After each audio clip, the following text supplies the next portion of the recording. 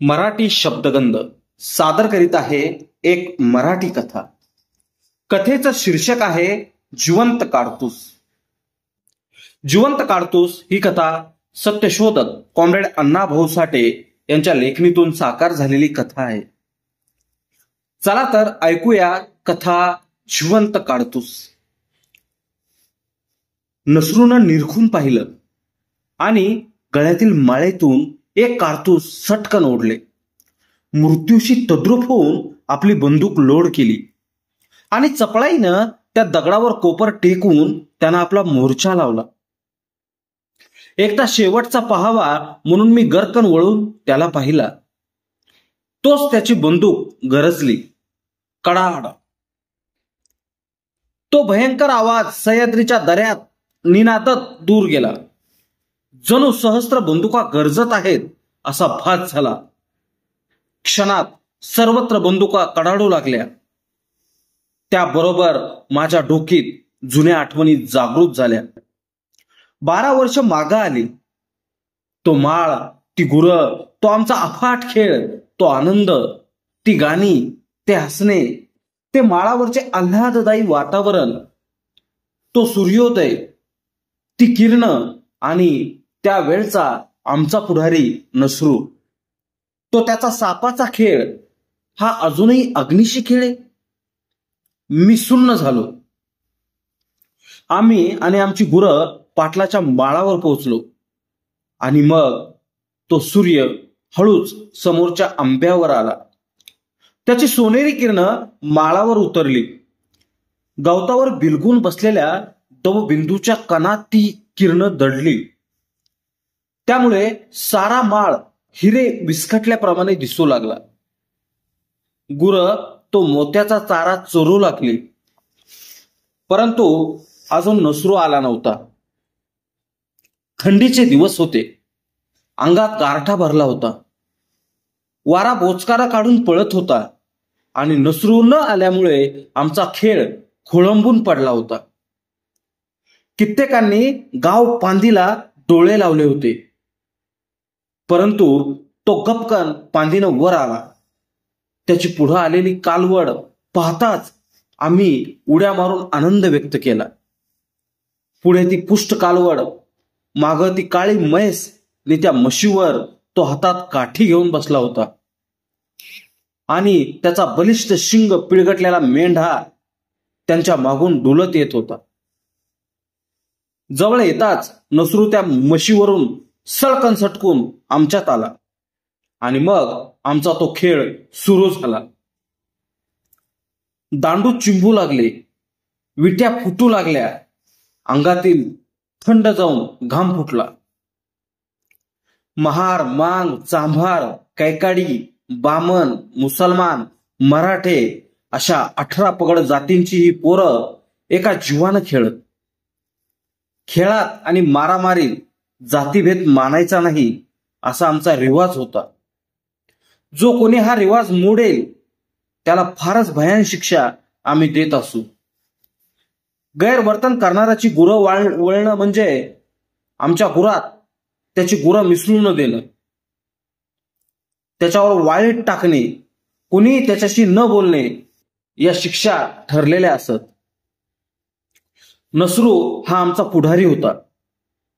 तरतरीत चेहरा, पाणीदार पण रागीट डोळे, चिंचोळं नाक, सावळा रंग, झणझणीत शरीर आणि भलताच चिवट।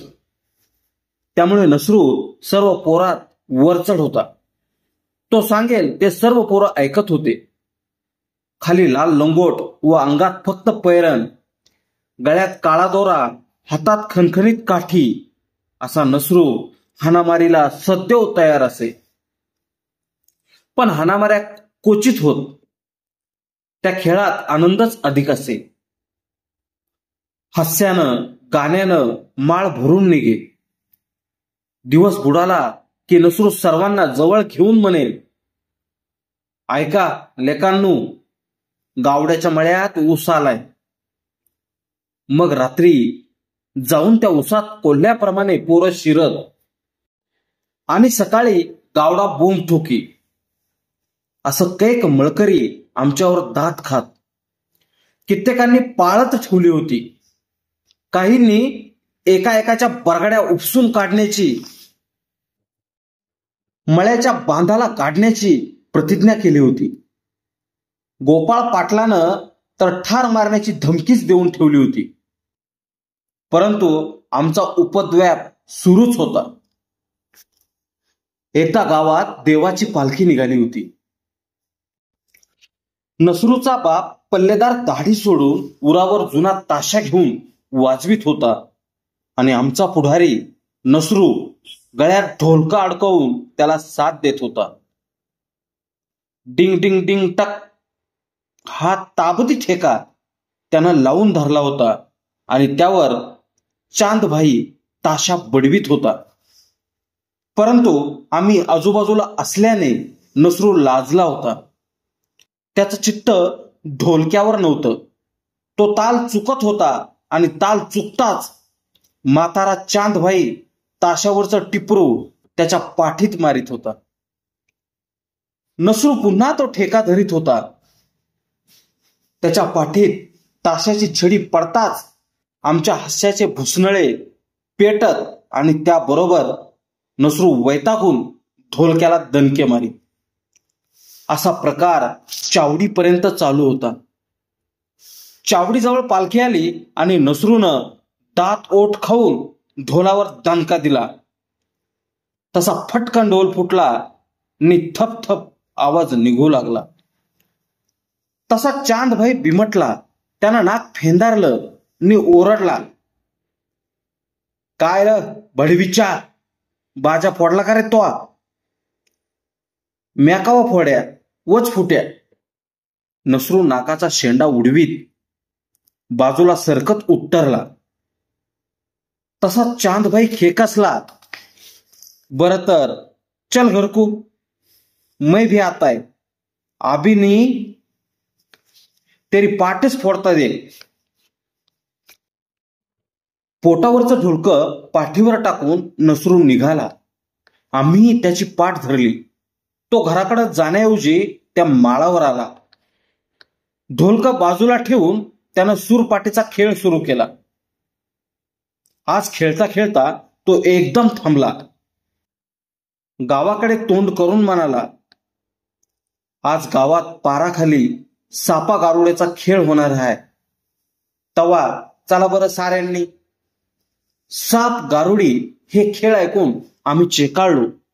दुपारीच गुरं घराकडे फिरवून दाबी लावली आणि गाव गाठला. पाराखाली चिक्कार गर्दी झाली होती. पेठेतील दुकानदार, मास्तर, गावची बडी माणसं, पाटील, महारपोरं, पाराखाली जागा नव्हती. पण आम्हापैकी कुणाला अडचण पडली नाही. आम्ही थेट पारावर चढून वानराप्रमाणे खेळ पाहत बसलो. काकांनी जळजळीत नजरा आम्हावर फेकल्या. बसुद्यांनी पिसाळलेली कुत्री आहे ती, असा काहींनी शेरा मारला. आम्ही कान पाडून ऐकलं आणि डोळे फोडून खेळ पाहू लागलो. 5-6 गारुडी मैदानात उभं होतं. त्यांनी पुणेरी चालीच्या जून पगड्या घातल्या होत्या. त्यांना वर सोनेरी रंगाचे तुरे खोवले होते. अंगात राजासारखे लांब झगे घातले होते. 2 बायकांनी सापाचे पेटारे घेतले होते. पुरुषाजवळ प्रत्येक एक पुंगी होती. त्यांना भिंग डकवली होती. खड्या मानेच्या लढीचे धस मुंडावळ्याप्रमाणे लोंबत होते आणि ती वार नाक्षार एका सुरात घुमत होती. वातावरणात गंभीर नाद एकरूप झाला होता.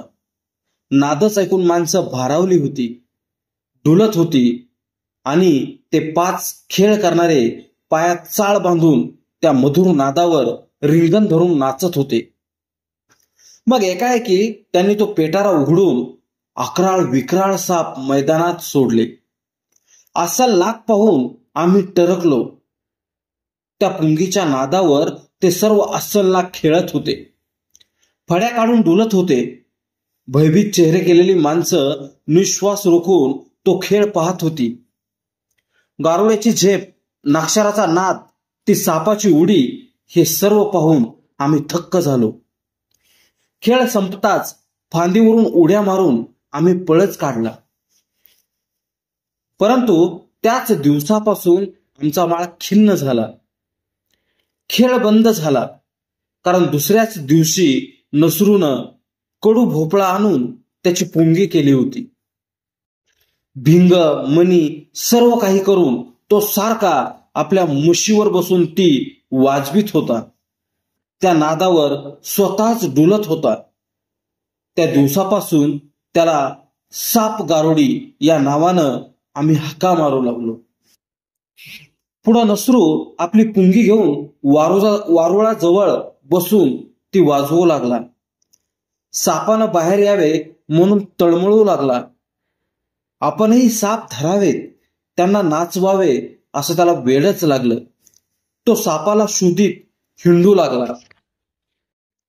नागशराचा नाद तो अधिक गोड काढू लागला आणि साप धरण्याची त्याची हिंमत सज्ज झाली.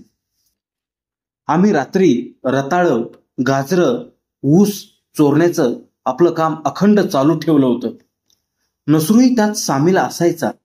मी आणि नसरू दोघांना पाहताच मळकरी चिडून अजून शिव्या देतच होते. त्या सर्वांनी एका तगडाचे 2 वरवंटे असं नवीनच नाव आम्हाला दिलं होतं. ते आम्हाला पाहताच म्हणत, काय वरवंटो, आज कोणावर फिरणार? परंतु लवकरच नसरूनं साप धरण्यात यश मिळवलं आणि मग सपाटाच सुरू केला. प्रचंड साप तो चराटाप्रमाणे धरून ओढू लागला आणि गावात त्यांची मिरवणूक काढू लागला. आम्ही गर्दी करून त्याला मदत करीत होतो. रोज नवा साप घेऊन आमची टोळी गावात शिरत होती. एकदा सुगीचा दिवस होतं. बामणाच्या वाड्यातला जुनाट साप नसरूनं धरला होता. तो प्रचंड साप घेऊन आमची झुंड माळाकडे निघाली होती. पेठेतली बडी बडी धेड तिरप्या नजरेनं पाहत होती. मरणार भडवी एखाद दिवशी असा भाव त्यांच्या चेहऱ्यावर तरळत होता. आम्ही आपल्या नादात खिदळत पळत होतो. माळावर जाताच नसऱ्या सापाचा खेळ करणार होता. चांभाराच्या घराजवळ एका बोळात गोपाळ पाटील पुढून आला. नसरूच्या हातात तो भयंकर साप पाहून त्याचा चेहरा चिंतेनं झाकाळून टाकला. तो बाजूला झाला. अंग आवरून त्यानं आम्हाला वाट दिली. पर नसरू थांबला. काय मामा, गाजर बिजर देणार का?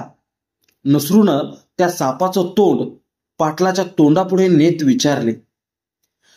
हिरवट गोपाळ पाटील बिचकला. तोंड मागं घेऊन तो भेकड हसत म्हणाला, हो हो, या की, लागतील तेवढी गाजरं खावा. आणि मामा, नसरू हसत म्हणाला, जर असला नाग तुमच्या घरात निघाला तर गंमत होईल.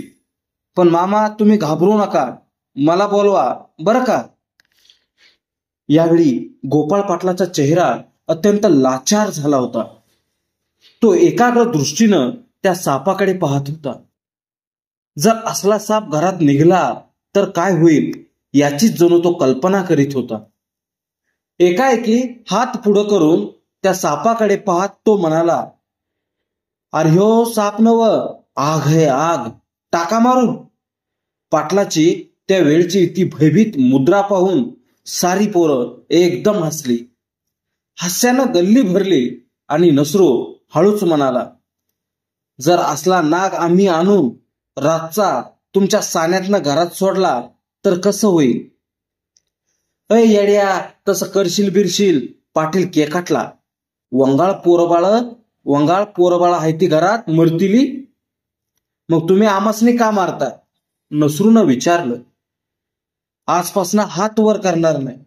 पाटलानं ज्योतिबाकडे हात करून सांगितलं, ज्योतिबाची शपथ. आमचा तो विजय होता. त्या दिवसापासून गावात बदल झाला. सर्वत्र चर्चा सुरू झाली. पोरं घरात साप सोडतील तर काही म्हणू लागले, ही भूत आहे ती, ही साप आणून घरात सोडतील नि घरातली माणसं पटापटा मरून जातील कुत्र्याच्या मौतीनं, लेका जपून. तर कोण म्हणे, यासनी जवळ येऊ देऊ नका साप, साप खिशात सोडाय कमी करणार नाही ती. एकंदरीत आमची सद्दी जोरात झाली आणि आम्हाला बांधावर पुरणाऱ्यांची उबत जिरली. जो तो आमच्याशी सरळ बोलू लागला. प्रत्येकाच्या डोळ्यापुढं नसरूचा साप वळवळू लागला. गावातील हा बदल आम्हाला जाणवत होता आणि आम्ही विजयानं धुंद झालो होतो. त्यामुळे आम्हालाही नसरू वीर पुरुष वाटत होता. आमचा दरारा भलताच वाढला होता. सापाचं नाव निघताच आमची आठवण लोकांना व्हायची. दिवस जात होतं. 4 महिन्याच्या अंतरानं शिवाराचा रंग बदलत होता. कधी जमीन उनखन पडत तर कधी हिरव्या रंगानं न्हाऊन निघत. कधी ओसाड भासे तर कधी ओली चिंब धरणी पावसात धापा टाकी. फुलांचा सुगंध दरवळे. फुलपाखरं भिरभिरत. वातावरण बेबंद वाटे. सृष्टीबरोबर आमच्यातही बदल घडत होता. नकळत आम्ही पोराटकीच्या पंक्तीतून शहाण्यांच्या रांगेत दाखल झालो होतो. गुरं राखणं सोडून थोडं जड काम करू लागलो होतो. पाटलाच्या माळाला आमच्याऐवजी दुसरी पिढी खेळू लागली होती. पंख तुटलेल्या पाखराप्रमाणे आम्ही जीवनात धडपडत होतो. परंतु लहान वयात प्रत्यक्ष मृत्यूशी झुंजण्यात मोज मांडणारा नसरू संसाराच्या गाड्याला झोपला गेला नाही. त्याचं स्वेर संचारी मन त्याला घेऊन कुठंतरी गेलं. नसरू परागंदा झाला. अधूनमधून गावात बातम्या येत होत्या. कोण म्हणे नसरू दरोडा घालीत हिंडतोय, तर कोण म्हणे त्यानं 4 खून करून आता बंदूक घेऊन बंडकरी झालाय. काहींनी नसरू गोव्यात आहे अशी वंदता पेरली होती. नक्की काय कुणालाच कळत नव्हतं. एकदा नसरूला पाहावं असं मला सारखं वाटत होतं. मी तळमळत होतो. अखंड मृत्यूशी झुंजणारा तो नसरू एकदा भेटावा असं मला वाटत होतं. पौष महिन्याची ती पहाट होती. सूर्योदयापूर्वी 4 मैल जाऊन खुनगावचा डोंगर ओलांडावा असं मी ठरवलं होतं. भल्या पहाटेच मी घर सोडून वाट धरली होती. थावडे गावात मारामारी होणार होती म्हणून मी येऊन मध्यस्थी करावी अशी मला चिठ्ठी आली होती. एका पडक्या भिंतीसाठी माणसं जीवावर उदार झाली होती. सानावर तलवारी लावून तयार होती. त्यांची ती भयंकर कत्तल होऊ नये म्हणून मी निघालो होतो. ते 42चे दिवस होते. स्वातंत्र्याचा अपूर्व संग्राम पेटला होता. त्यात महाराष्ट्र अग्रणी होता आणि साताऱ्यानं तर इंग्रज राज्ययंत्रच चिरडून काढलं होतं. एका पिढीच्या पिढी स्वातंत्र्याचं कवच परिधान करून सह्याद्रीच्या कुशीत मुक्तीचं गीत गात होती.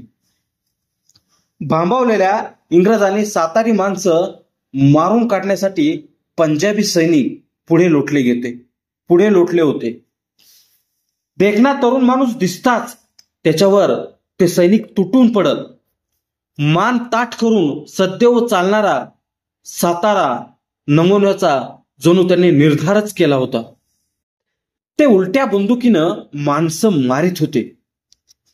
परंतु सातारकरांनी आपली बंदूक सरळ धरली होती. नव्हे गोळी घालून उत्तर देत होते ते.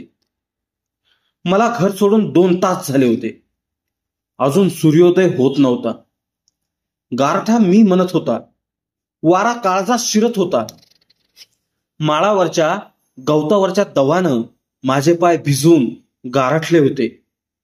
हात काखेत धरून मी जलद चालत होतो. त्यामुळे शरीरात उष्णता उत्पन्न होत होती. मला या थंडीचं काहीच वाटत नव्हतं. मात्र मला समोरच्या त्या डोंगराची भीती वाटत होती. डोंगरात चोर आहेत अशी बातमी होती आणि डोंगराच्या माथ्यावरून किर्र झाडीतून 2 मैल चालायचं होतं. एखाद्याची गाठ पडली तर काय करायचं या विचारानं मी खचलो होतो. एकटा माणूस मूर्खासारखा विचार करतो आणि जवळ हत्यार असणाऱ्याला कठीण समयी सामर्थ्य प्राप्त होते. याचा मी अनुभव घेत पळत होतो नि माझ्या पाठीवर सूर्य उगवत होता. डोंगराच्या पायथ्यालाच वाकुर्डे गाव होता. गाव नुकताच उठला होता. मी गावात शिरून डोंगराची वाट धरली होती, पण मध्येच एक शेतकरी भेटला. तो आश्चर्याने माझ्याकडे पाहत हळू आवाजात म्हणाला, "पाहुणं कंच्या गावचं?" "वाटे गावचा. थावड्याला जातोय." "मग डोंगरातनं कसं व जाणार?" "का, काय भानगड आहे म्हणता?" मी विचारलं. "दांडगी भानगड आहे." तो डोळे अंकुचित करून म्हणाला, "अव, ह्यो डोंगर फराऱ्यांनी भरलाय. हायसा कुठं तुम्ही?" "मग कसं करू म्हणता?" मी भ्यालो. "तुम्ही असं माग सळावरनं जावा." तो म्हणाला, "पर तिकडं बी भानगड आहे बरं." "अव, सरकारनं नवं लष्कर आणलंय, ते सडकीवर बसलंय. नका, तुम्ही असंच जावा, मात्र भरकन निघा." सरकारी लष्करापेक्षा चोर परवडला असा विचार करून मी डोंगरात शिरलो.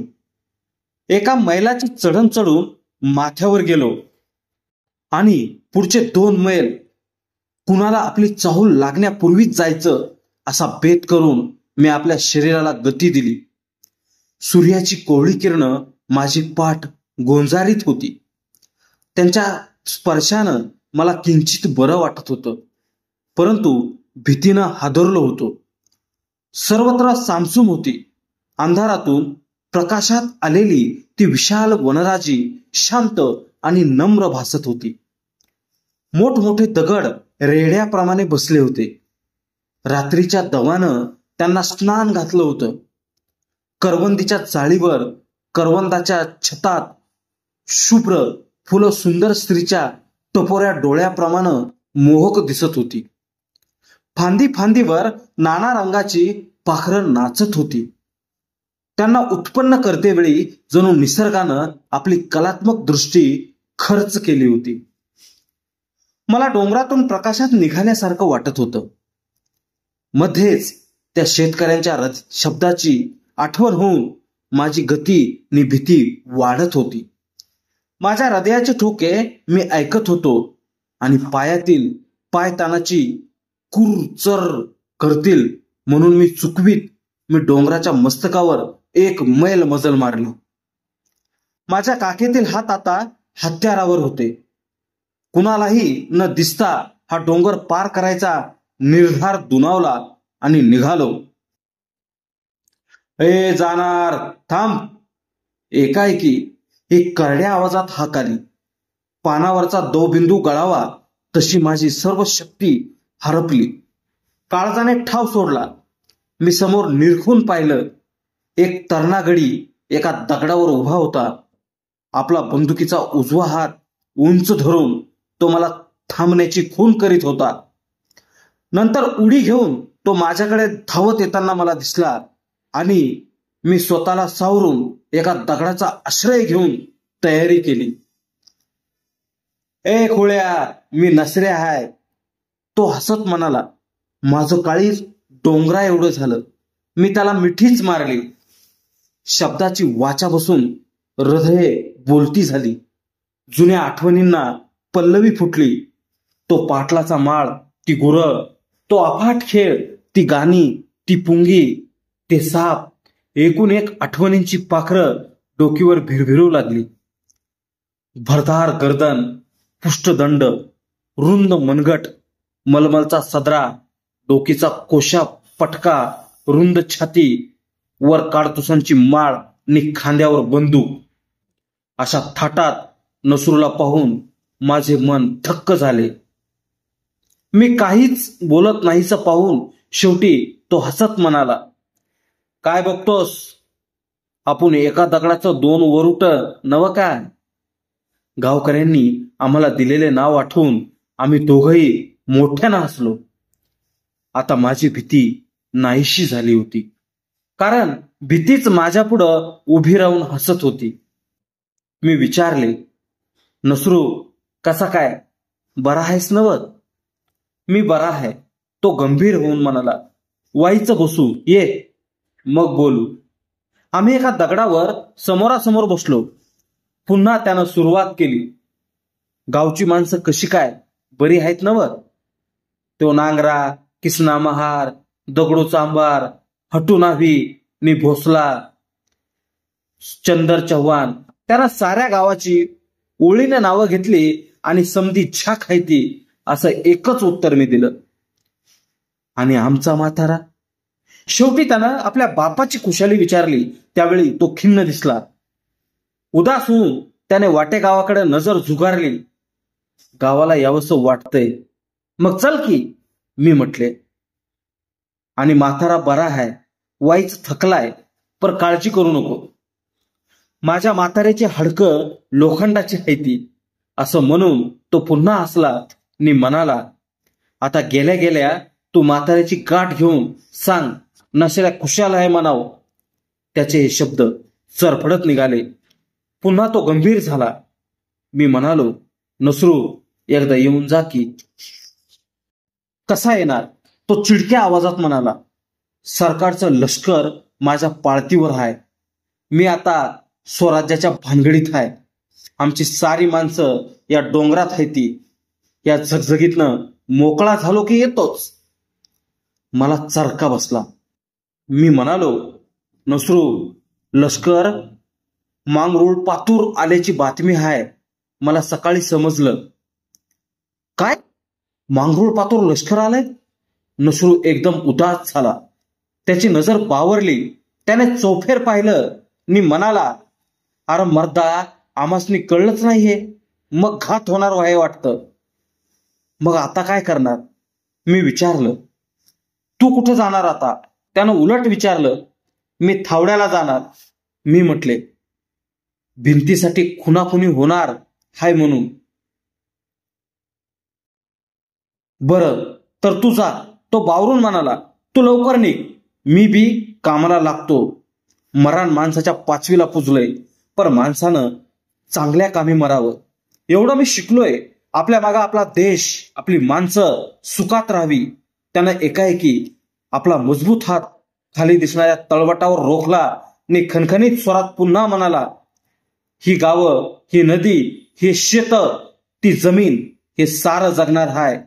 आणि या साऱ्यासाठी मरण येणार असल तर आपली भेट होणार नाही. मी समोरच्या तळवटाकडे पाहिलं. त्या आपल्या देशावरून पुन्हा पुन्हा जन्मून मरावं असं वाटलं. इतक्यात एक वानराचा कळप भन्नाट धावत आला आणि आमच्या जवळून पळत गेला. कित्येक वानर तर आमच्या डोकीवरून उड्या मारून गेली. तसा नसरू गंभीर झाला. त्यानं पुढे जाऊन तळवटाकडे बारीक दृष्टीनं पाहिलं आणि घाईनं परत आला. खांद्याची बंदूक काढीत तो म्हणाला, तू चल आता. तुझ्याकडं परल्याचं हत्यार नाही आणि तू आलास म्हणून हे सारं घडलं असं आमची माणसं म्हणतील. फुकाट मरून काय फायदा, निघ आता. मी गोंधळून गेलो. आता पुढं काय होणार हा प्रश्न माझ्या पुढं उभा राहिला. त्यावेळी डोंगरात खुणा झाल्या. नसरू आम्ही बसलेल्या दगडावर जाऊन बंदूक घेऊन पावित्र्यात उभा राहिला व पुन्हा माझ्याकडे आला. मी विचारले, बरं आता केव्हा भेटणार? आता ते कसं सांगू, तो म्हणाला. आणि त्यावेळी दुरून बंदुकीचा आवाज आला. तसं त्यानं काडतू सोडून बंदूक ताट केली. वेढा पडला. माझे होठ थरथरले. तसा तो म्हणाला, तू जा, ह्या उभ्या कड्यावरनं सरळ खाली जा. सरळ वाट सोड नि अवघड धर. जर कोण आडवं आलं तर दे दणका नि निघून जा. म्हाताऱ्याला सांग म्हणावं नसऱ्या जिवंत आहे आणि परत येताना ह्या दगडाखाली बघ. मी जगलो तर चिठ्ठी ठेवील. म्हाताऱ्याला थोडं पैसे. जा, तू जा. तो ओरडला. नव्हे, बैठक मारून पुन्हा उठला आणि माझ्याकडे येऊन त्यानं मला त्या कड्यावर जवळजवळ लोटूनच दिलं. पुढं जाता जाता मी वळून पाहिलं तेव्हा तो डावं कोपर टेकून बंदूक धरून त्या दगडावर बसला होता. त्याची ती मृत्यूच्या पुढची निर्भय बैठक एकदा पाहावी असं वाटून मी पुन्हा परतून पाहिलं आणि त्याच वेळी नसरूची बंदूक कडाडली. तो कडाका त्या विशाल सह्याद्रीत गडगडत दूर गेला आणि पुन्हा दुसरा दणका उडाला. कडा कोसळावा तद्वत गुलामगिरीत महाराष्ट्राचा वज्रघात होऊ लागला. डोंगराच्या मस्तकावरून आणि तळवाटावरून बंदुका गरजत होत्या. डोंगर भयान झाला होता आणि शत्रूंशी झुंजत होता. भोवतालची गावं तो संग्राम पाहत नव्हती, ऐकत होती. त्या कठीण दगडावर कोपर टेकून नसरू लढत होता. शिवाजी, तानाजी, बाजी, फुले अशा या महाराष्ट्राच्या थोर सुपुत्रांनी शिकवलेली पवित्र देशभक्तीची भावना नसरूत अवतीर्ण झाली होती. म्हणून तो मला त्या सह्याद्रीपेक्षा मोठा वाटत होता. त्याला रणगाजी केल्याबद्दल नीतीचे उपकार नव्हे, आभार मानित मी कडा उतरलो. 8 दिवस त्या गावात मी अस्वस्थ होतो. त्या डोंगरात शिरणं कठीण होतं. अनेक भूमिका येत होत्या. कोण म्हणे सारे बंडकरी गारद झाले, कोण म्हणे लष्करानं माघार घेतली, तर कोण म्हणे लष्कराची सरशी झाली असून ते अजून त्या डोंगरात आहे. नक्की काय ते समजत नव्हतं. शेवटी एके दिवशी मी त्या डोंगरात शिरलो. सर्वत्र सामसूम होती, मात्र लष्कराच्या अस्तित्वाची दहशत निर्माण झाली होती. पाळतीवर असलेला सैनिक ठार मारणार याची भलतीच दहशत बसली होती. 8 दिवस त्या डोंगरात माणूस फिरकत नव्हतं, गुरं चरत नव्हती, मेंढरं घेऊन धनगर जात नव्हते. एवढंच नव्हे तर लोकांनी ती वाटही सोडली होती. मी तो दगड गाठला आणि भयभीत झालो. त्या काळ्या दगडावर रक्ताचे सिंचन झाले होते. तो लाल दगड निखाऱ्यासारखा दिसत होता. उन्हानं रक्ताच्या खपऱ्या सुटत होत्या. त्या दगडाकडे पाहताच माझे थाबे दणाणले.